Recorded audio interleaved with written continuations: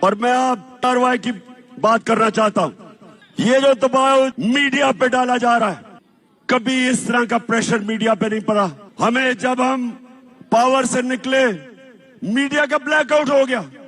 جو اگلے دن 10 اپریل کو جو پبلک سڑکوں پہ نکلی, میڈیا کا سارا بلیک آؤٹ تھا, کچھ بھی نہیں تھا میڈیا پہ. وہ تو رات کو سوشل میڈیا اور سوشل میڈیا زندہ باد. نوجوان ہمارے سوشل میڈیا کے, میں تو آپ کو خاص سلام پیش کرتا ہوں. سوشل میڈیا پہ آنا شروع ہو گیا کہ عوام سڑکوں پہ, اور پھر پہلی چینل جس نے عوام دکھائی وہ ARY تھا. اس کے بعد ARY کے اوپر پورا زور.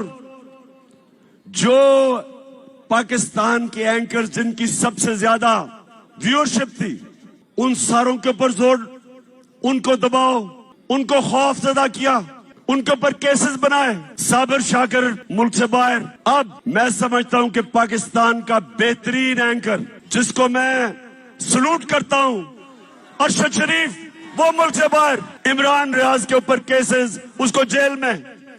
اور ایاز امیر جیسا دانشور, اس کو انہوں نے ذلیل کرنے کی کوشش کی. سمیع ابراہیم, اس کو بھی ذلیل کرنے کی کوشش کی, ٹی وی پہ تھا. میں یہ سوال پوچھتا ہوں کہ کیا اس سے آپ ان چوروں کو ہمارے اوپر مسلط کرنے میں کامیاب ہو جائیں گے؟ نہیں ہوں گے. ARY کو انہوں نے بند کیا. پچھلے ہفتے کو جب ہمارا ہاکی اسٹیڈیم میں جلسہ تھا, جلسہ تو ہم نے ادھر کرنا تھا اسلام آباد میں, لیکن انہوں نے کسی کو بھجوا دیا یہاں. تو میں تو ویسے ان کا شکر ادا بھی کرتا ہوں کہ اچھا وہ یہاں گئے اور ہم ہاکی اسٹیڈیم میں چلے گئے. لیکن اب ARY نہیں دکھا رہا تھا, تو جس چینل نے اس کو دکھایا, بول ٹیلی ویژن, ساری قوم ادھر دیکھنا شروع ہو گئی, اس کی ریٹنگ اوپر چلی گئی. تو اگر کسی کا خیال ہے کہ آج کل کے زمانے میں میڈیا کو بند کر کے یہ لٹیروں کے ٹولے کو ہمیں قبول کروا دیں گے, آپ کسی اور دنیا میں رہ رہے ہیں, کوئی روک نہیں سکتا.